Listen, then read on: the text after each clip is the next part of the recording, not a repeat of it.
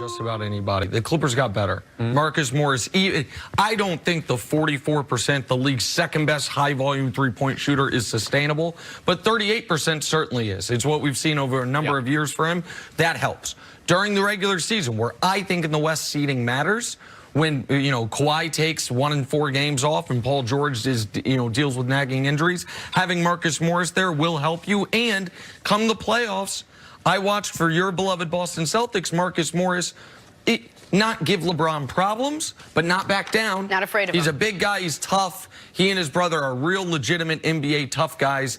And so this does help the Clippers. I'm not going to sit here and act like the Lakers are lucky they didn't get him. No, he would have helped the Lakers.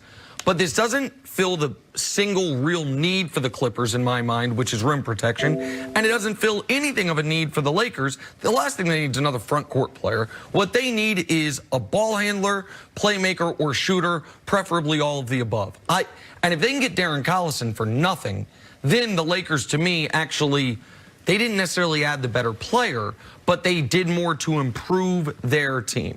The question for the Lakers is this.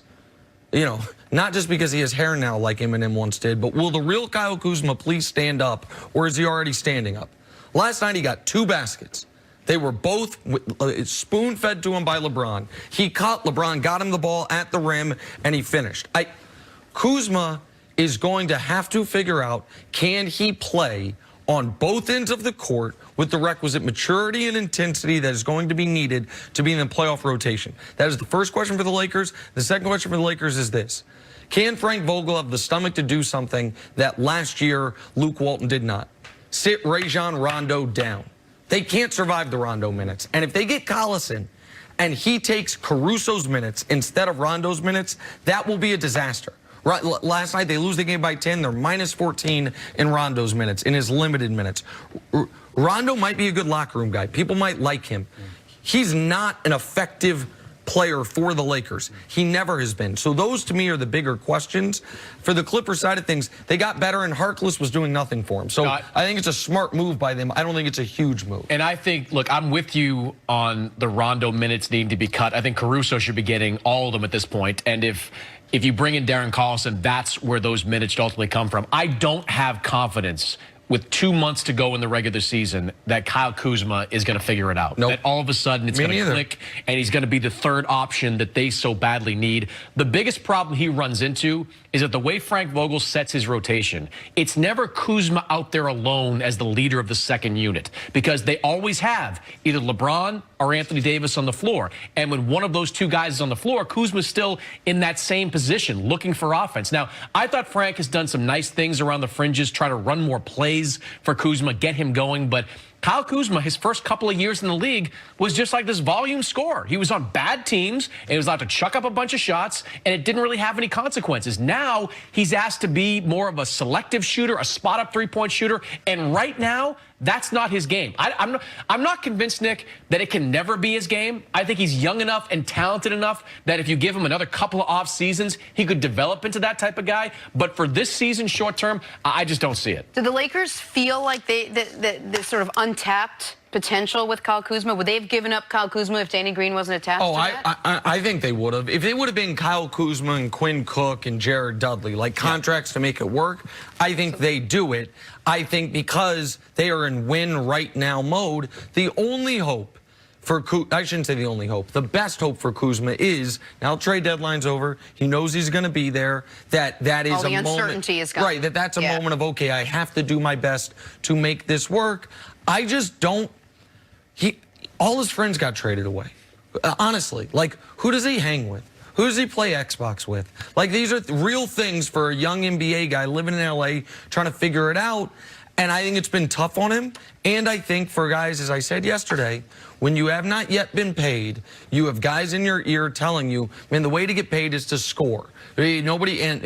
And for Kuzma, what he's going to have to realize is the way to get paid is to be on a champion. If you're on a champion and you have 2 good moments in an NBA Finals can get you paid as much as 2 good months on a bad team, I don't know if he recognized that. But now he's on the Lakers. He's going to be on the Lakers. See if he can make the most of it. I wrote that down here. Who does he play Xbox with? But we didn't get to it, so we'll just talk about that later. I mean, I don't know. It's like Jaylen Brown, Jason Tatum. That's why they're chemistry. Coming up. Is Tom Brady back to the Patriots? Is that now a done deal? Back from Miami, so maybe I've been a little disconnected. So I do have to ask our NBA insider and also boxing insider Chris Mannix a question.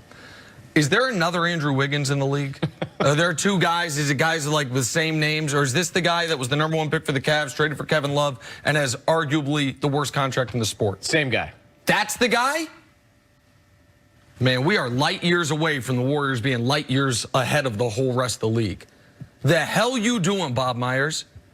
The next time Steph Curry takes the court, he's going to be 32 years old because he had a hand amputation, evidently. It is the world's worst hand injury we've ever seen. You have two untradeable contracts now.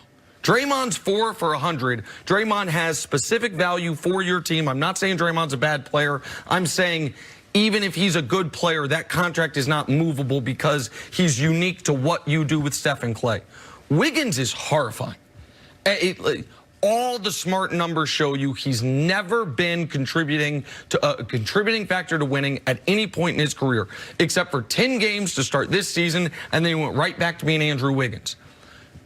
What they did here was they traded the better player, and D'Angelo Russell's not a perfect player, but when they got him, we knew it was to flip him at some point, right? They traded a better player on a bad contract for a worse player on a bad contract, and they got a pick back. That needs to have gone the other way. You flip D'Angelo plus your pick coming this year, this offseason, for a contributor now. By the time LaMelo Ball or whomever the hell you draft this year is ready to compete, Steph's going to be 36 years old and you're done. I cannot. This is the most shocking NBA trade as far as that. What are you thinking? In recent memory, there have been shocking trades, like I didn't see Paul George getting traded, but I understood the logic of it. Can you help elucidate this for me? Like, what is the logic of this if you're Golden State? No, I don't like this trade at all for Golden State for a lot of the same reasons you just articulated there. Off the top, I love this trade for Minnesota because now you're the rebuilding Timberwolves. You've got Towns, you've got Russell, great relationship with those two guys. You are starting the process of digging your way out of this hole. But my whole thing with D'Angelo Russell was hold on to him through the trade deadline. Minnesota's thirst for D'Angelo Russell was not going anywhere. Like they have been pursuing him for 7 months. They would have pursued him for 3 or 4 more. You wait that out, and if you still want to trade him, make the same deal, that would still be on the table. But by taking Russell out of the equation, you remove yourself from the possibility of going big game hunting this offseason. Russell has proven in 2 different systems that he is an all-star caliber player. He was in Brooklyn, and in a different system in Golden State. I thought he was really good so far this year.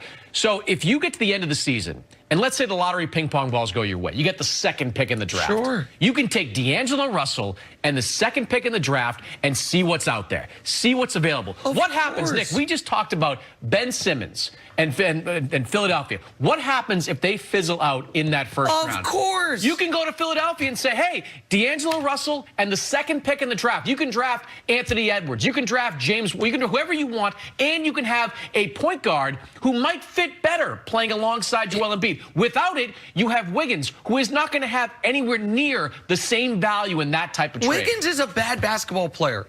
He's owed $95 million over the next 3 years, starting next year. It's unspeakable they did this.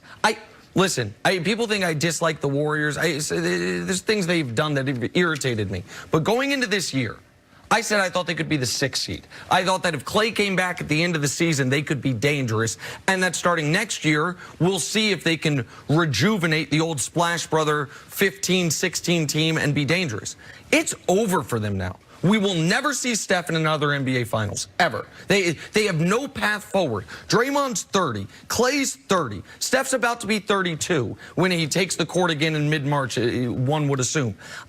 They are Draymond, Wiggins, Clay, and Steph next year, $128 million for the cap. Cap's $115. They have no way to get better now.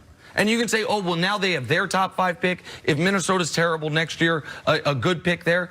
Man, young players do not help you in the playoffs unless you're the Raptors. The last young player to make a big impact in the NBA Finals prior to the Raptors was Kawhi 7 years ago. I can't believe Bob Myers did this. I just can't. I'm shocked that they went this route instead of what you're saying. Take your own pick, pair it with your best asset that you actually might move, and try to get someone that can help you. I would have loved to see Steph Curry's live reaction to this because he now has to go play with Andrew Wiggins. There's got to be a little bit of schadenfreude there for Nick. You've always been sort of... Well, yeah, but I would have liked to see them again have it like with the old, the pre-KD Warriors. And I guess we'll see it, but Andrew Wiggins going to be out there taking terrible long twos. Quickly, that's their point. They're hoping Andrew Wiggins becomes Harrison Barnes and that they can put together a finals type of team. I'm skeptical for the same reasons you are, but maybe a change of scenery changes Wiggins. I doubt it. All right, Nick, can the Rockets string a bunch of these wins together playing small ball like this? Can they make some postseason noise this way? Well,